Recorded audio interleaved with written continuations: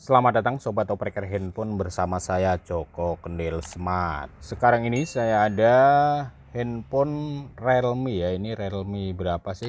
C2 ya. C2 atau berapa? Dan kasusnya LCD-nya ngejeblak seperti ini ya. Jadi saya terima dari usernya sudah dalam posisi seperti ini akibat sering jatuh.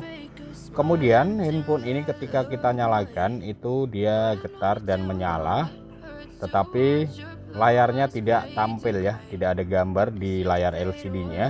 Dan cerita dari usernya ini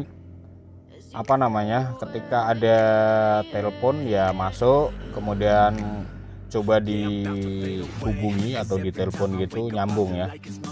Jadi permasalahannya ini pada LCD, untuk mesinnya fix masih hidup ya, masih normal ya.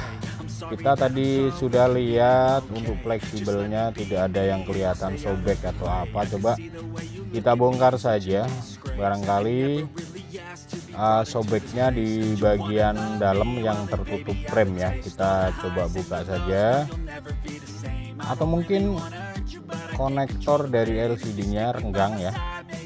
Ya mungkin saja ya, walaupun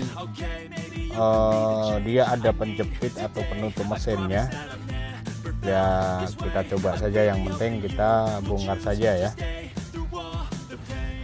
Kita bongkar saja. Ini agak lumayan anget mesinnya ya. Kemudian di sini lepaskan konektor pinjernya. Ini biasanya ada penjepitnya, cuma penjepitnya sudah tidak terpasang lagi ya. Kita lepaskan saja pinjernya seperti ini. Dan kemudian kita bongkar penutup bagian atas. Jadi kalau untuk misalnya renggang di konektornya nggak mungkin ya, karena ada penutupnya seperti ini. Tapi kita coba lihat saja ya, lepaskan konektor baterainya. Ini konektor dari LCD nya kita coba pasang kembali, lalu kita coba, barangkali renggang ya. Kita nyalakan sebentar, ada getar ya, sama hasilnya. Untuk gambarnya tidak kelihatan. Oke, kemudian untuk langkah yang pertama kita coba cari LCD yang bekas-bekas ya, bekas-bekas. Ini persamaan apa nih, 3S LCD garis apa ini tulisannya tadi. Jadi ini bekas dari orang ya, orang yang habis ganti LCD dan bekasnya ditinggal, kita simpen. Dan ini tujuannya ya buat ngetes seperti ini. Kita tes pakai LCD lain ya. Oke, menyala ya. Ini LCD-nya bergaris ya, menyala, jadi fix ya. Untuk mesinnya masih hidup. Kemudian yang bermasalah adalah di LCD ya. Kita coba tunggu dulu. Jadi memang kita harus wajib punya ya satu tipe satu lah ya, LCD bekas-bekas kita simpen buat ngetes seperti ini ya. Ini touchscreen-nya tidak berfungsi ya, mungkin saja touchscreen-nya sudah error ya, namanya juga LCD bekas orang. Ini hanya sekedar buat ngetes saja. Jadi untuk kesimpulannya di sini sudah jelas, mesin masih hidup, LCD-nya mati. Dan tadi ketika kita lihat waktu handphone belum kita bongkar tidak kelihatan fleksibelnya ada yang sobek atau bagaimana. Nah, ini baterainya kita lepaskan, barangkali di bagian dalam sini ya ada yang bermasalah. Kita lihat-lihat dulu ya. Oh, ini ada yang nekuk ya, nekuk ya seperti itu. Apakah sobek? Sebentar, ini kita kletek saja seperti ini. Kita lihat-lihat dulu, memang kecil sekali ya.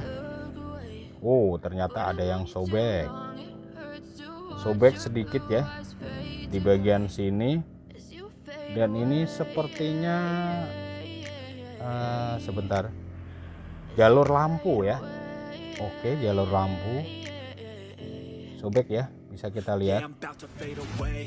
Sobek di jalur lampu ada beberapa jalur, mudah-mudahan hanya jalur lampu saja. Karena kalau jalur lampu itu jalurnya masih lumayan gede ya, enak kita jumpernya. Nanti kita akalin saja, kita jumper, coba kita teliti lagi apakah masuk ke dalam lagi sampai ke jalur yang kecil-kecil itu untuk jalur LCD-nya ya. Ya mudah-mudahan enggak, memang tidak begitu jelas, tapi di sini sudah fix ya. Permasalahannya sobek di jalur lampu. Jadi jalur lampu itu ada 3, kemudian yang paling pinggir ground berarti ya.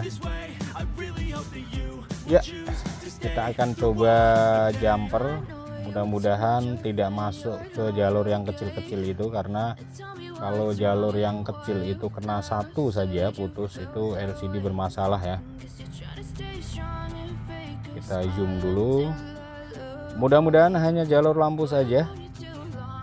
Kita siapkan cutter, kemudian kita bisa kerik-kerik ya, kerik-kerik, dan nanti agar mudah kita kasih timah. Jadi sekali lagi di sini kita mengerjakan handphone Realme ya, kalau nggak salah Realme 2 ya, ini tipenya. Itu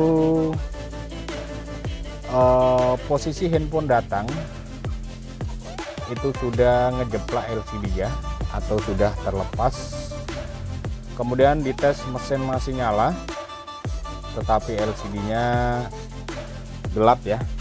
Dan setelah kita lihat ternyata ada yang sobek di bagian jalur lampu. Nah, ini sudah kita kerik-kerik ya.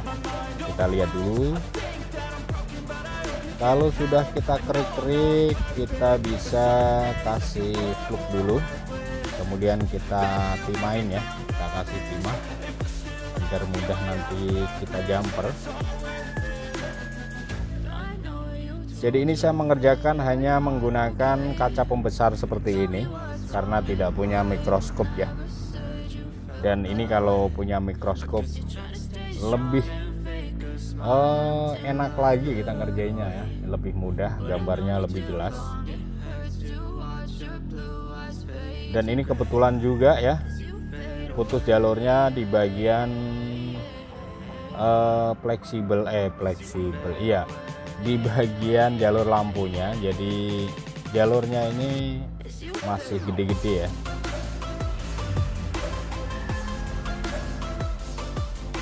Kita jumper saja, mudah-mudahan ada cuan di sini. Jadi sekali lagi buat teman-teman, ketika kita mengganti LCD terus LCD orang ditinggal masih kelihatan lampu atau gambarnya sebelah pecah separuh, itu sebaiknya kita simpen ya, simpen. Jadi ya seperti ini bisa kita buat ngetes, jadi enak. Kalau sudah kita tes ternyata tadi mesin hidup, LCD-nya mati, kita tes dengan LCD bekas menyala, jadi sudah fix. Jadi kita dapat bayangan, sudah jelas permasalahannya pada LCD ya. Jadi ya begitulah, kita harus simpan satu-satu ya, satu tipe satu kita simpan hanya buat ngetes ya. Walaupun LCD bekas orang itu sudah retak, sudah pecah, gambar tinggal separuh, garit atau bagaimana, kita simpan saja buat ngetes. Nah, ini kita teruskan saja, kita jumper ya. Memang proses jumper seperti ini agak lumayan lama karena memang rumit ya, kecil-kecil. Kita tidak menggunakan mikroskop, hanya kaca pembesar saja. Ini yang kita jumper 4 jalur ya, 4 jalur, 3 jalur lampu, terus kemudian yang paling pinggir itu groundnya, itu sekalian aja kita jumper ya. Jadi 4 jalur yang kita jumper.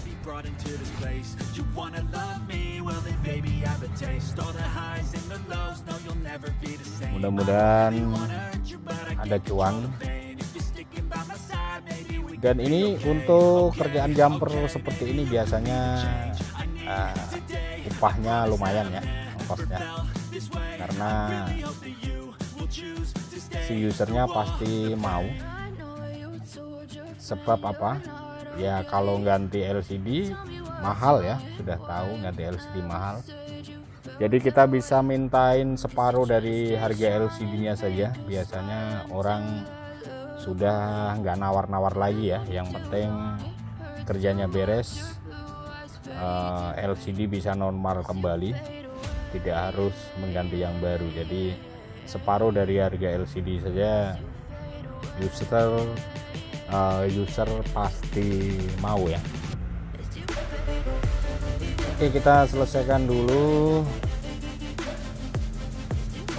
Ini masih ini tinggal satu ya, untuk bagian groundnya.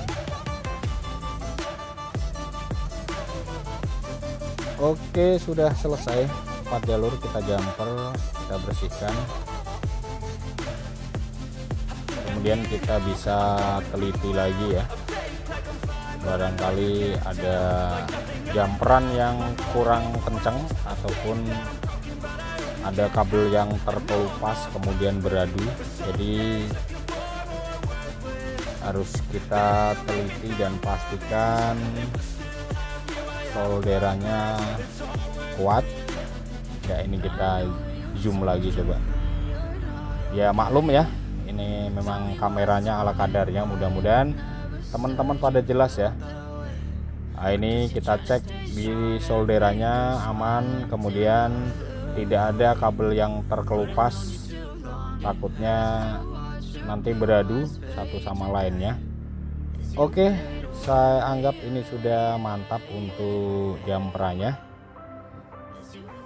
Kita bisa kasih lakban ya, kita gunakan plastik anti panas seperti ini. Jadi kita ala kadarnya saja ya, tidak menggunakan apa namanya plug biru untuk merekatkan solderan. Kita hanya kasih lakban seperti ini saja. Dan ini biasanya aman karena selagi LCD-nya ini tidak ngejeplak, tidak terbuka sendiri, fleksibelnya itu aman ya, karena dia posisinya diam, tidak bergerak. Jadi hanya kita lapisi lakban tadi, biasanya sudah aman. Nah, ini kita tinggal tes saja ya, mudah-mudahan ada cuan dan berhasil di sini. Coba kita nyalakan. Oke, dan mantap ya, sudah ada tulisan Realme dan layar sudah kelihatan lagi ya. Oke, touchscreen mantap. Ini kok tidak ada panggilan darurat ya? Apa karena tidak ada SIM cardnya ya? Ya, tetapi ini sudah bisa kita gerakkan, intinya mantap ya. Ini untuk kecerahan berjalan. Oke, sudah mantap. Kita sudah berhasil menjumper fleksibel sobek pada jalur lampu. Mantap. Sampai di sini kita tinggal rapikan kembali saja ya. Kita tinggal lem ulang. Kita cek lagi, mantap, aman ya. Jadi ya seperti ini ya, kadang-kadang kita dapat servisan yang kerusakannya ringan, yang bisa kita lakukan, terus cuannya gede. Ya beginilah lika-liku teknisi handphone ya. Kadang-kadang dapat servisan ganti IC yang berat-berat, sudah kita modalin, kita kerjain, gagal juga sering ya. Ya sering gagal, sering berhasil juga ya. Kalau pas dapat servisan yang seperti ini ya, ini kita anggap bonus saja ya, karena cukup dengan 1 jam kita kerja, kita sudah dapat lumayan gede ya cuannya ya. Bisa dianggap ini hanya jasa saja tanpa modal ya, tanpa modal, hanya modal timah. tinggal nyolek-nyolek saja ya. Kita rakit kembali. Ini penutupnya kita baut ulang.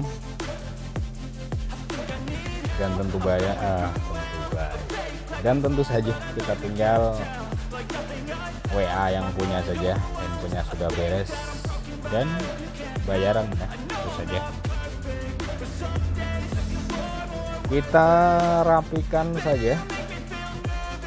Kemudian ini fleksibel pinggirnya jangan lupa, tinggal pasang saja backdoornya. Oke, rapikan ya. Kemudian ini yang lem belepotan bisa kita gosok-gosok, kita lap saja, kita rapikan. Kemudian kita nyalakan kembali.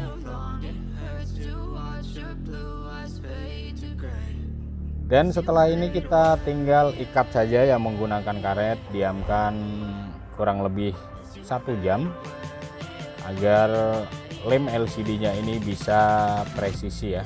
Oh ini muncul sekarang untuk panggilan daruratnya ya. Walaupun tidak ada SIM juga, tapi yang kita masukkan SIM tray-nya itu hanya kartu memori aja. Oke, sudah mantap, sudah pasti down, sudah pasti bayaran ya.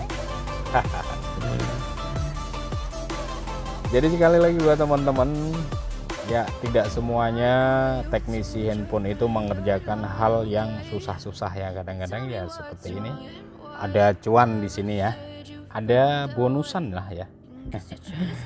Jadi kerja ketimbang 1 jam kita dapat bayaran 200.000 ya, mau nyari kemana lagi ya, itu ya rezeki kita ya.